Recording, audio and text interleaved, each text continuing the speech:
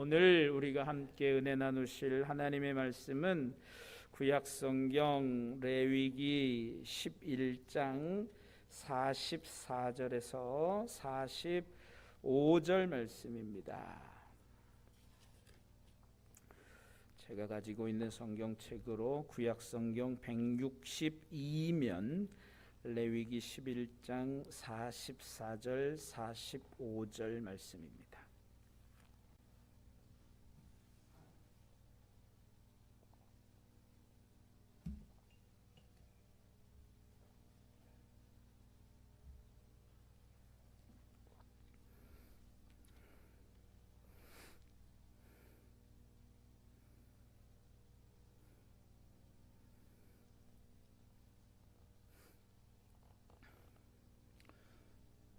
다 찾으셨어요? 다 찾으셨으면 우리 함께 한 목소리로 읽겠습니다. 나는 여호와 너희의 하나님이라. 내가 거룩하니 너희도 몸을 구별하여 거룩하게 하고 땅에 기는 길 짐승으로 말미암아 스스로 더럽히지 말라. 나는 너희의 하나님이 되려고 너희를 애굽 땅에서 인도하여 낸 여호와라. 내가 거룩하니 너희도 거룩할지어다. 아멘. 할렐루야. 오늘도 피곤한 가운데서도 수요일 저녁 주님 전에 오르신 여러분들을 주님의 이름으로 환영하고 축복합니다. 오늘도 예배하는 여러분들 가운데 하나님의 크신 은혜가 함께 하시기를 주님의 이름으로 간절히 축원합니다. 자, 오늘 우리가 계속해서 레위기의 말씀을 우리가 함께 나누고 있습니다. 우리가 지난 시간 이제 레위기 10장까지 말씀을 배웠습니다. 5가지의 제사의 방법에 대하여 1장에서 7장까지 말씀하셨고, 또 8장에서는 이제 제사장 위임 예식, 이제 제사법에 대해서 가르쳐 주셨으니까 그 제사를 집례할 사람이 있어야 되잖아요. 그래서 그들이 누구예요?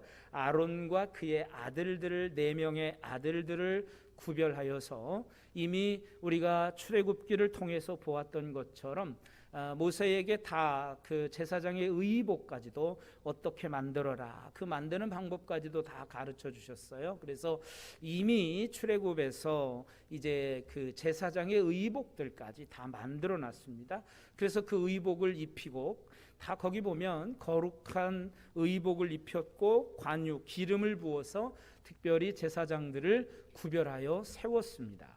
그리고 이제 9장에 와서는 아론과 그의 아들들이 이제 처음으로 제사를 집례하게 되죠. 그래서 뭐 속죄제나 번제제나 이런 제사를 집례하게 됩니다.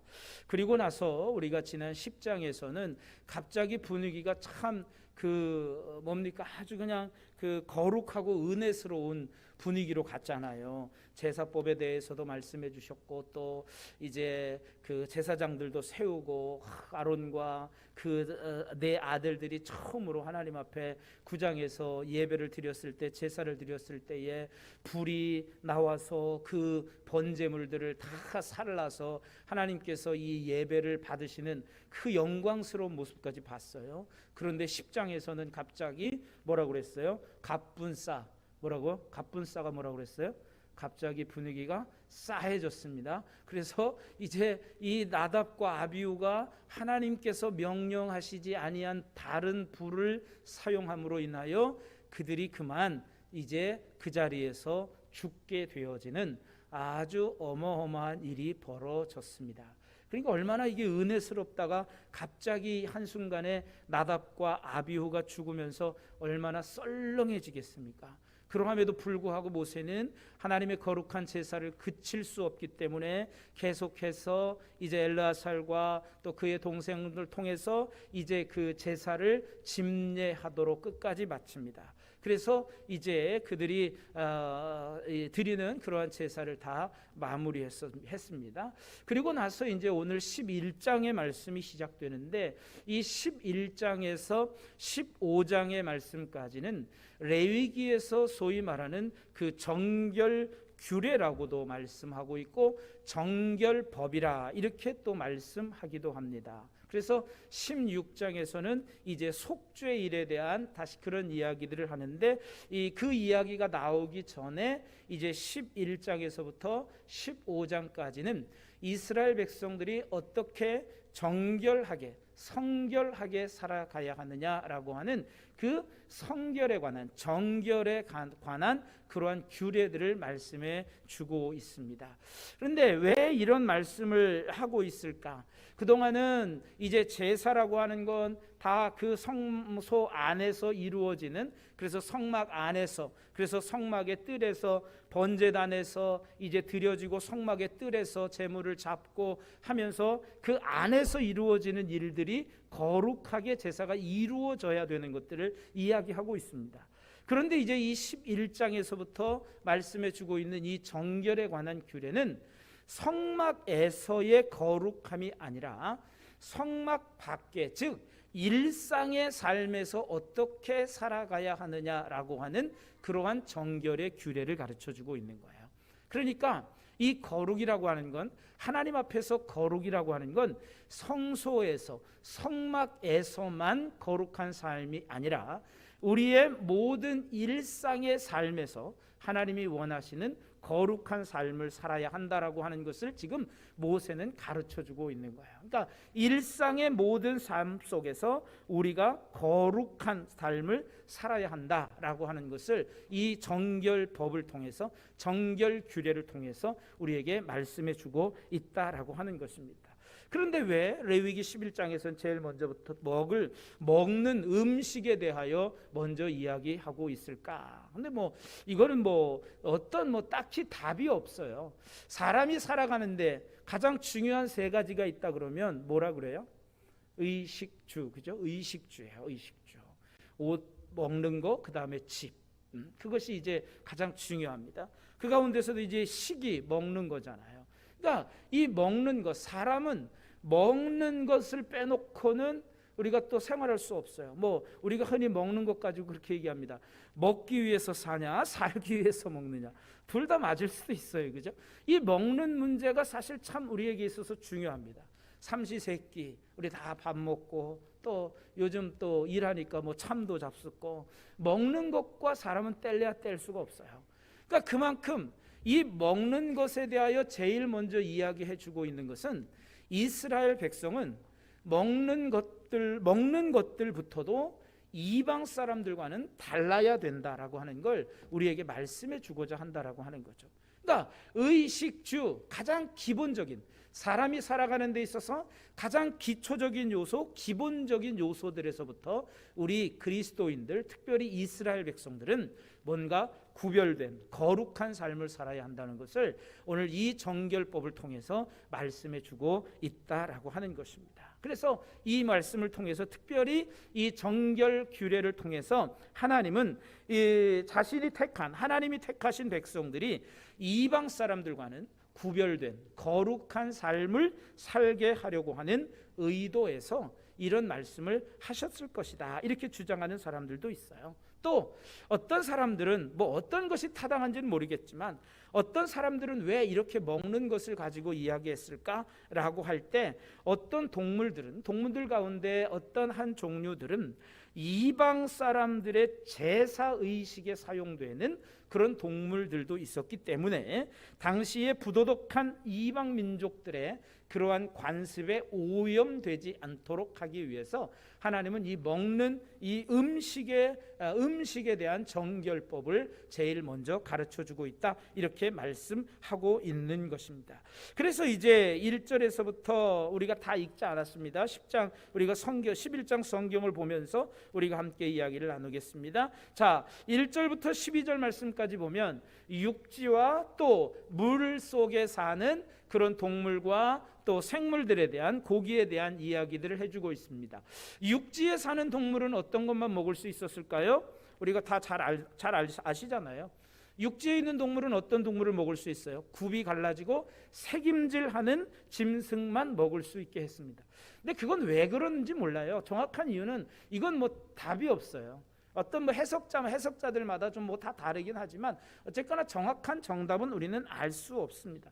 그런데 그 굽이 갈라지고 새김질을 하는 짐승만 먹을 수 있는데 굽은 갈라졌지만 새김질을 안 하는 것이나 또는 새김질은 하는데 굽이 갈라지지 않은 것, 이런 건 다 먹을 수 없는 그러한 부정한 짐승으로 그렇게 이야기하고 있습니다.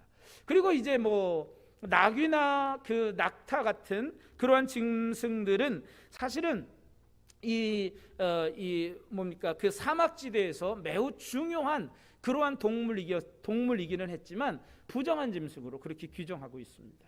그리고 사반이라고 말하고 있는 짐승도 있는데 이 사반은 이제 시브리어로 사판이라고 하는 단어인데 그걸 그대로 옮겨온 건데 뭐 이게 성경에 보면 이 사반이라고 하면 아마 사해 부근과 그 시내 반도 사이에서 그 거주하는 무슨 뭐 바위 틈에 서식한다고 그래서 바위 너구리다 뭐 이렇게 이제 해석을 하기도 한다 그래요. 사반이라고 하는 동물은. 그래서 저것도 굽이 갈라지지 않았기 때문에 먹지 않는다. 토끼도 새김질은 하지만 굽이 갈라지지 않아서 먹지 않는다. 그래서 육지의 동물은 중요한 건 굽이 갈라지고 새김질을 하는 것, 둘 중에 하나라도 충족하지 못하면 먹지 못하는 그러한 짐승으로 그렇게 구별하고 있다라고 하는 거예요. 그러면 물속에 있는 9절에서부터 12절 말씀에 보면 이제 물속에 있는 이 생물들, 물속에 있는 동물은 어떤 것만 먹을 수 있느냐? 모든 물에서 사는 것 중에는 지느러미나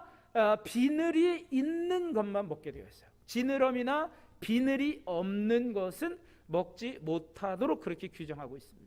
뭐 어떤 해석자들은 왜 비늘이 없는 것을 먹지 못하느냐? 비늘이 없는 건 이제 미끌미끌하니까 꼭 뱀과 같은 느낌이 있기 때문에 그걸 먹지 못하게 하지 않았을까? 뭐 이렇게 이야기하기도 한다라 그래요. 근데 뭐 그 이유는 정확히 알 수 없지만 어쨌거나 아까도 말씀드렸지만 이스라엘 백성들은 어떤 이러한 식생활에서부터 다른 민족과는 달라야 했다라고 하는 것을 우리에게 말씀해 줍니다. 그 다음에 이제 13절부터 23절 말씀까지 보면 이제 공중의 새에 대하여 나옵니다. 그러니까 육지와 또 물과 공중에 대한 거 나옵니다. 근데 새들은 이게 어떤 그 정한 것과 부정한 것에 그러한 규정은 없어요.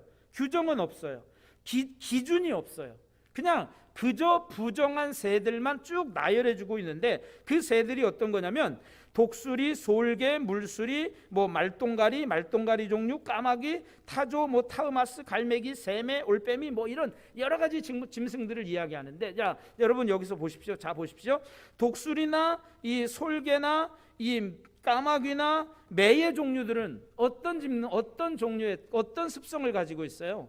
이 짐승들은 독수리나 이런 모든 것들은 다 맹수예요. 그죠? 매라든지 까마귀, 특별히 까마귀 같은 까마귀는 여러분 우리가 까마귀 이렇게 날아다니면 어떤 생각을 해요? 까마귀 날아다니면 어떤 생각해요? 뭔가 죽은 짐승이 있다거나 뭔가 죽은 것이 있구나 이렇게 생각합니다.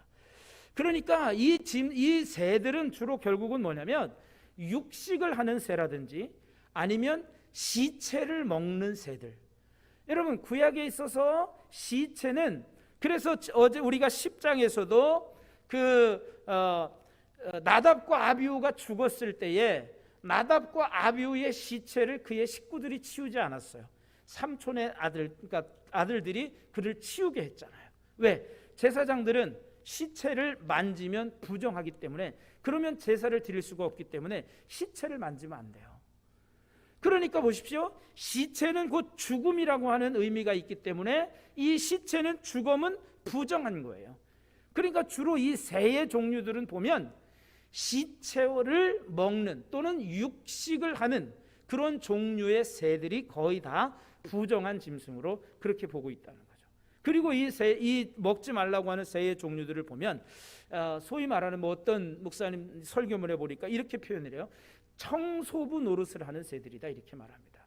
그러니까 죽은 사체에 몰려들어서 그걸 다 뜯어 먹음으로 인하여 이제 그 죽은 그 사체를 없이 하는 그런 이 습성을 가지고 있는 것이기 때문에 부정한 그러한 새들로 그렇게 봅니다.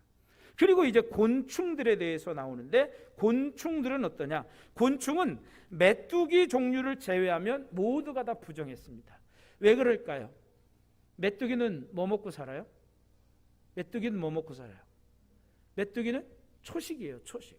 풀 뜯어 먹고 살아요. 그러니까 전부 다 다른 곤충들도 보면 뭐 잡식성일 수도 있어요. 그러나 유독 메뚜기만큼은 푸른 식물을 먹는 곤충이기 때문에 메뚜기는 먹을 수 있는 곤충으로 그렇게 봅니다. 파리나 뭐 이런 거 누가 파리 먹으란다고 먹지도 않지만, 파리나 뭐 이런 그 개미나 이런 일반 곤충들은 전부 다 뭐냐면 여러분, 시체에 모여드는 특성이 있습니다. 그래서 파리들도 시체에 꼬입니다. 개미들 보십시오. 개미들 움직이는 거 보면 죽은 시체들 쭉 끌고 가는 거 보잖아요. 우리가 개미떼들 보면. 그러니까 전부 다 죽은 것에 대하여 접촉하는 것들이 바로 이런 동물들의 곤충이다라고.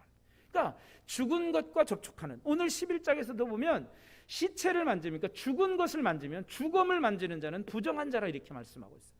그러니까 전부 다 부정하다라고 하는 것은 이런 어떤 공중의 새나 곤충들은 시체, 죽음과 관련된 그러한 새들과 곤충들이기 때문에 이건 부정하기 때문에 먹어서는 안 된다, 부정한 짐승으로 그렇게 구분하고 있다라고 하는 것입니다. 그리고 또 이제 하나님께서는 이스라엘 백성들에게 부정한 것을 멀리 하라고 말합니다. 그래서 이제 24절 말씀부터 보면 시체를 만지는 자, 여기도 보세요. 누구든지 이것들의 주검을 만지면, 그러니까 지금까지 나열된 그러한 것들의 주검을 만지면 누구든지 저녁까지 부정하게 될 거다 이렇게 말씀하고 있습니다. 그래서 그 옷을 빨아라 그렇게 말씀합니다. 그러니까 이건 뭐 그렇게 가벼운 뭐 이렇게 큰 적이 아니기 때문에 저녁까지 부정하고 옷을 빨면 다음날 아침이면 이제 정해지는 그러한 이제 모습이 된다는 거죠. 그러나 부정한 상태에서 이스라엘 백성들에게 있어서 이런 부정한 상태에서 성소에 들어갔거나 또 이웃이 주는 화목 제물을 먹는 것은 금지되었다라고 하는 것입니다. 얼마나 까다로운지 몰라요. 그러니까 이런 모든 것들은 이스라엘 백성들도 어찌 보면 뭐 이런 것들 참 일상생활에서 많이 만날 수 있어요. 근데 이 부정한 것들로부터 완벽하게 우리가 차단되어서 살 수는 없었을 것입니다. 하지만 하나님은 이스라엘 백성으로 하여금 이러한 규례들을 주면서 최선을 다해서 자신의 정결의 상태를 유지하도록 그렇게 요구하고 계신 거예요.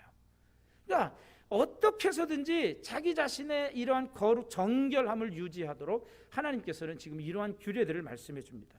그러니까 더 심합니다. 땅에 있는 짐승, 또 이제 또 먹는 것들 뭐 이렇게 또 나오는데, 땅에 있는 길짐승들 29절 이하에 보면 두더지, 뭐 쥐, 뭐 도마뱀류 뭐 이런 것들은 다 파충류들은 다 부정하다 이렇게 규정하고 있어요. 그래서 이런 것들의 주검, 즉 시체에도 접촉하게 되면 부정해진다라고 하는 것입니다. 왜 그러냐? 이 문제는 이런 동물의 주검이 이 부정을 전염시킨다라고 하는 거예요. 그래서 이 30절 이하부터 쭉 보면은 그 모든 것들이 32절에 보면 그릇에든지 의복에든지 가죽에든지 자루에든지 무엇에 쓰는 무엇에 쓰는 그릇이든지 거기에 떨어지면 부정한다 그랬어요. 그래서 물에 담가라, 저녁까지 부정하다가 정하게 될 것이다. 질그릇에 떨어지면 그 속에 있는 거 다 부정하니까 그 그릇을 깨트려라 이렇게 말합니다. 씻을 수 없는 건, 스며들 수 있는 모든 것들은 다 깨트리라는 거예요. 씻을 수 있는 건 씻지만 그렇지 못한 것들은 다 부숴 깨트리라고 하는 거예요. 그뿐 아니라 거기에 담겨져 있던 뭐 축축하거나 액체가 있었다면 모든 것들이 다 부정하게 된다라고 하는 거예요. 그리고 화덕이나 화로 등 흙으로 만든 것이기 때문에 이런 것들의 주검으로 만들면 35절엔 다 부정할, 다 깨트려 버려라 이렇게 말씀합니다. 엄청 단호합니다. 아깝잖아요. 그냥 하나님 씻어서 쓰면 되잖아요. 이거 없습니다. 다 깨트려 버리라. 아주 단호하십니다. 여러분 이거 보면 참 하나님은 우리가 소위 말하면 그 사람 인간 세상에서 말하는 것처럼 하나님은 너무 결벽증 환자 아닌가? 아니 어떻게 이렇게 깨끗할 수 있어? 결벽증 수준에 가깝지만 왜 그럴까? 하나님은 죄악과 같은 더러움은 번지는 습성이 있기 때문에 확실하게 제거하고 격리될 필요가 있다고 그렇게 가르치고 있는 거예요. 그래서 우리가 요즘 뭐 이 코로나19 때문에도 사실 참 어렵잖아요. 왜 그래요? 이게 전염성이 있기 때문에 우리가 두려운 거잖아요. 죄도 마찬가지예요. 죄도 전염되게 돼 있습니다. 사람들은 이상하게 나쁜 건 금방 배웁니다.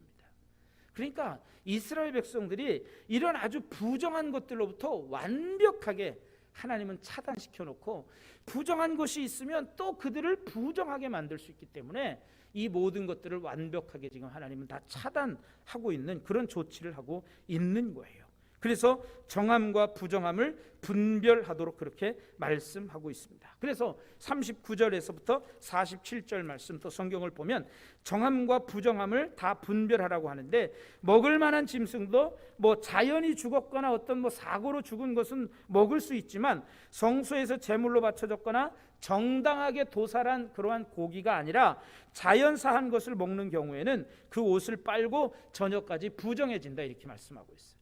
그래서 39절 40절에 그렇게 말씀합니다. 정결한 가축이라도 시체는 부정하기 때문에 이걸 먹거나 만지면 부정하다, 이렇게 말씀합니다. 그리고 또 그에 비해서 땅에 기어다니는 모든 짐승, 즉 뱀을 연상시키는 모든 동물은 가증하기 때문에 다 먹을 수가 없다, 이렇게 말씀합니다. 다 먹을 수 없다는 거예요. 그러면서 그런데 놀랍게도 하나님께서는 이러한 모든 부정한 것과 정한 것, 먹어야 될 것, 먹지 말아야 될 것, 이러한 말씀들을 해주시면서 이 말씀의 결론을 어떻게 맺어가나 보세요. 오늘 읽은 44절 45절 말씀, 결론이 좀 이상하게 가잖아요.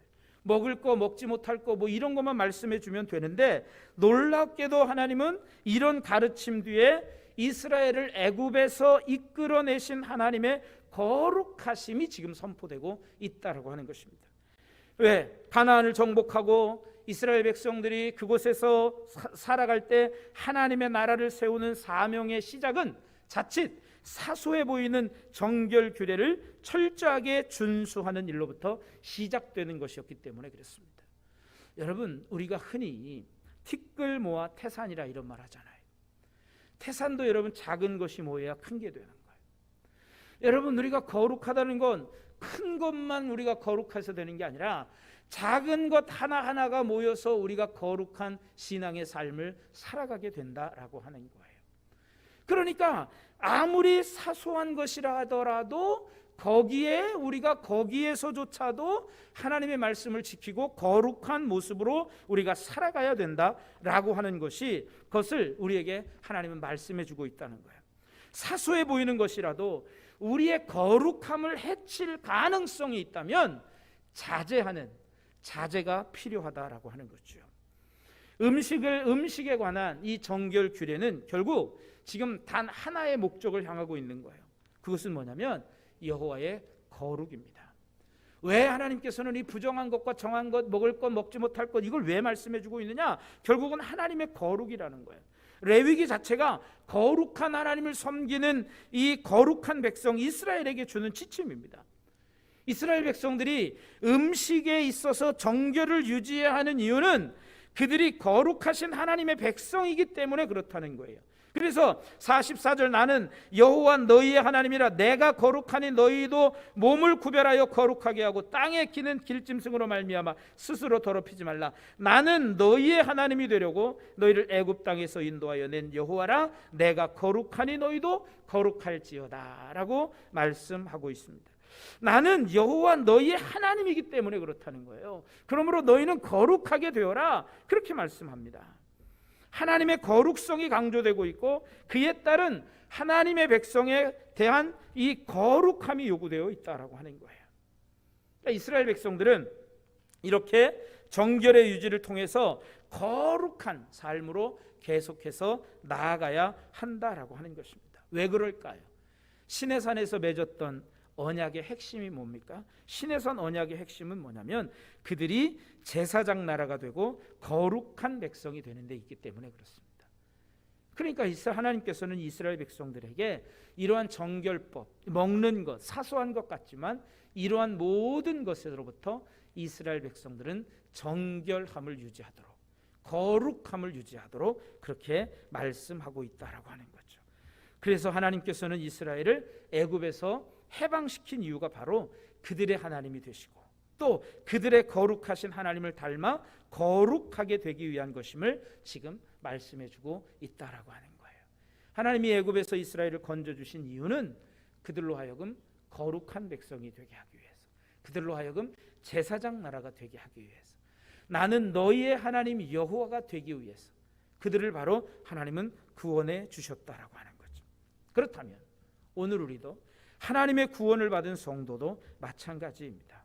오늘도 우리는 거룩하신 하나님을 닮아가야 한다는 것입니다. 하나님의 구원을 받은 성도는 우리의 삶 전체를 바쳐서 하나님의 거룩하심을 닮으려고 노력해야 된다라고 하는 거예요. 그러니까 이런 면에서 레위기 11장에서 말하고 있는 이 정결 규례, 특별히 먹는 것 먹지 못하는 이 음식에 관한 정결 규례는 단순히 먹어야 될 것이 무엇이냐, 먹지 못하는 것이 무엇이냐라고 하는 것의 문제가 아니라 그냥 표면적으로 보면 이건 먹어야 되는 거구나, 이건 먹지 못하는 거구나. 그런데 여러분 오늘날 보면 걸리는 게 있잖아요, 그죠? 우리가 돼지고기 다 먹어요. 구분 갈라졌지만 책임질은 안 해요. 그런데 우리가 이 돼지고기를 먹잖아요. 물론 지금 우리에게 하나님께서는 이 음식에 관한 그런 제한적인 건 없습니다. 제한적인 건 없습니다. 그렇다면 하나님께서 지금 이 음식에 관한 정결의 법을 이야기해주고 말씀해주고 있는 게 뭐냐? 무엇을 먹고 무엇을 먹지 못하느냐의 문제가 아니라 우리가 하나님과 어떤 관계를 가지고 어떤 형태의 삶을 살아가느냐라고 하는 것이 문제라고 하는 거예요. 그걸 우리에게 가르쳐주고 있는 거예요. 지금 아마 이대로 살라 그러면 살 사람들이 누가 있겠어요? 우리는 흔히 그렇게 이야기합니다. 그때는 율법의 시대이고 지금은 은혜의 시대이니까 그건 다 율법이고, 우리 그렇게 얘기할 수도 있습니다. 근데 그거는 표면적인 거예요. 아까도 제가 서두에도 말씀드렸지만 왜 하나님께서는 의식주 가운데 가장 기본적인 이 먹는 것에 대한 문제를 우리에게 이야기해 줄 수 있을까? 사실 먹는 거 간과하기 쉬운 문제입니다. 그럼에도 불구하고 가장 기본적인 것, 기초적인 것에서부터 우리가 하나님의 거룩함을 닮아가지 못하면 우리가 성도로서의 삶을 살아갈 수 없다는 것을 우리에게 말씀해주고 있다라고 하는 것입니다. 레위기의 이 음식법이 가르쳐주고자 하는 바는 단순히 구원받고 천국에 들어갈 때까지 막연하게 기다리면서 살아가는 자들이 아니라 우리의 모든 삶의 영역에서, 우리의 모든 삶의 자리에서 거룩하신 하나님을 닮아가야 하는 소명을 가진 자들이다라고 하는 걸 우리에게 말씀해주고 있는 것입니다. 이처럼 성도들은 삶의 모든 영역에서 거룩해야 합니다. 거룩이란 말은 무슨 의미라고 그랬어요? 구별되다. 여러분, 우리 성도들은 삶의 모든 영역에서 구별돼야 돼요. 그리스도인인지 그리스도인이 아닌지 여러분 알지 못하면 안 되잖아요. 우리 그리스도인들은 어디 내놔도 저 사람은 정말 달라, 교회 다니는 사람이라 달라, 여러분 이런 표현을, 이런 말을 우리가 들어야 될 거 아니겠습니까? 그러니까 성도들은 모든 삶의 영역에서 거룩해야 돼요. 우리가 거룩해야 할 삶의 영역은 우리의 모든 행실이라고 하는 것을 여러분 반드시 기억하시기 바랍니다. 우리가 예배할 때만 거룩해야 합니까? 아닙니다. 교회에서만 거룩해야 합니까? 아닙니다. 교회에서는 여러분 여기 앉아있는 여러분 얼마나 믿음이 좋으신 분들이에요. 수요일 날 피곤한데 홀도 가서 논으로 다니고 얼마나 피곤합니까? 그런데 그래도 오늘 교회 나왔으니까 남들이 보면 뭐라고 그랬어요? 참 저 사람 믿음 좋아, 그렇게 얘기할 거 아니겠습니까? 여기 앉아 계신 분들은 다 믿음이 좋아요.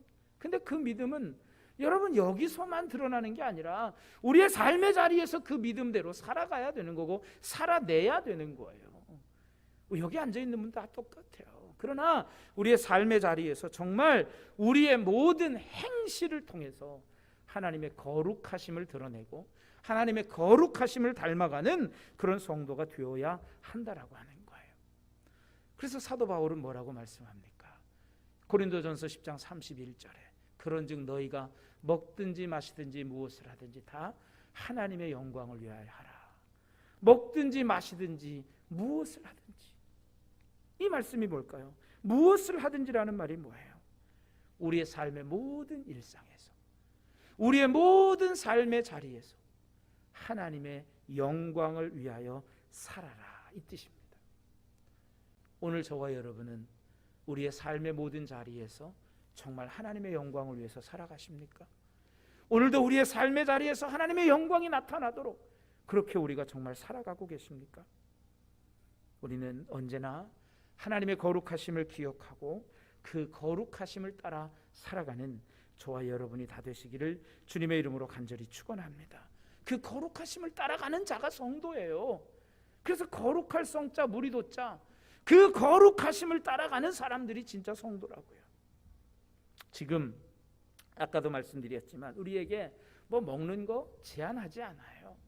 제한은 없어요. 눈에 보이는 규제는 없어요. 하지만 지금 우리가 하나님의 거룩함을 추구하지 않는다면, 지금 우리가 하나님의 거룩함을 닮아가지 않는다면 우리도 결국 하나님의 준엄한 진노 앞에 놓이게 될 것입니다. 왜? 우리는 거룩함을 추구해야 하는 하나님의 백성이기 때문에 그렇습니다. 우리의 평범한 일상, 우리의 모든 일상에서 하나님의 백성답게 정말 하나님의 거룩함을 추구하는 성도로서의 삶을 살아가는 저와 여러분 모두가 다 되기를 주님의 이름으로 다시 한번 축원을 드립니다. 기도하시겠습니다. 하나님 감사합니다. 오늘 레위기 11장의 말씀을 통해서 너희도 거룩할지어다 말씀하고 있는 이 하나님의 말씀을 듣고 오늘도 우리의 모든 일상 속에서, 오늘도 우리의 모든 삶의 자리 속에서 하나님의 거룩함을 추구하며 하나님의 거룩하심을 닮아가는 참 성도, 참 하나님의 백성, 참 그리스도인, 참 제자로서의 삶을 살아갈 수 있도록 우리 성도들을 하나님 붙들어 주시고 하나님 축복하여 주시옵소서. 그래서 먹든지 마시든지 무엇을 하든지 어떠한 일을 하든지 하나님의 영광을 구하게 하시고 하나님의 영광을 드러내는 그런 하나님의 백성들이 다 되도록 주여 도와주시옵소서. 남은 한 주간도 이 하나님의 말씀 붙잡고 하나님의 거룩하심을 드러내며 세상에서 정말 저 사람 진짜 교인이야, 저 사람 진짜 예수 믿는 사람이야 칭찬받는 우리 양막의 모든 성도들이 다 될 수 있도록 우리 하나님 축복하여 주시옵소서. 그래서 우리 성도들 때문에